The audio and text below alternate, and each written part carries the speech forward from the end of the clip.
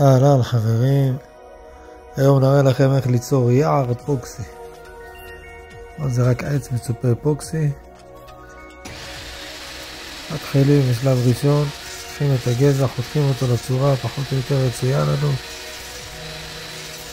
לאט לאט בעדינות. בשלב הבא מי שיש לו מלטשת סרט יכול לעשות את זה או עם החלטה. בעצם מלטשים את העץ עד שמגיעים לצורה של הבוש, ארוקריה, איזה עץ אתם רוצים, אשוח, אפשר גם עץ הדר, אפשר סתם, ואז נכנסים באלכסון לעשות את החיתוכים בתוך העץ שיראה ממש כמו צורה של העץ, של העלים. שחק עם זה עד שמבינים איך עושים את זה.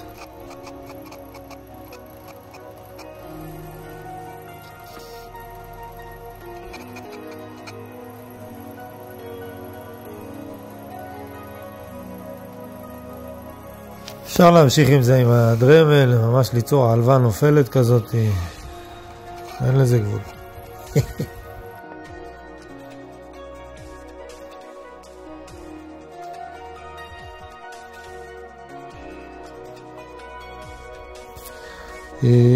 שלב הבא זה לצבוע אותם, שחק עם הצבעים, לתת לו קצת חומים, צהובים, לא רק ירוק, וגם בירוק לעשות גוונים.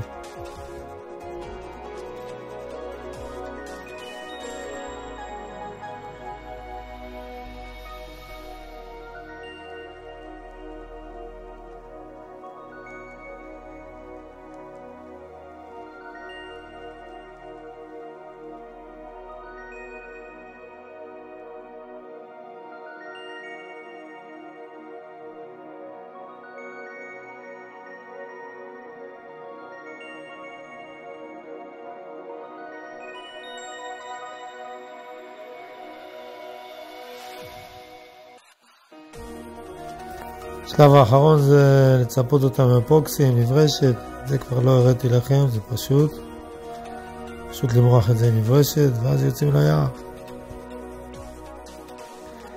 זהו, סיימנו להיום. אני הייתי נגה אומן, תודה רבה, רוצו ליער.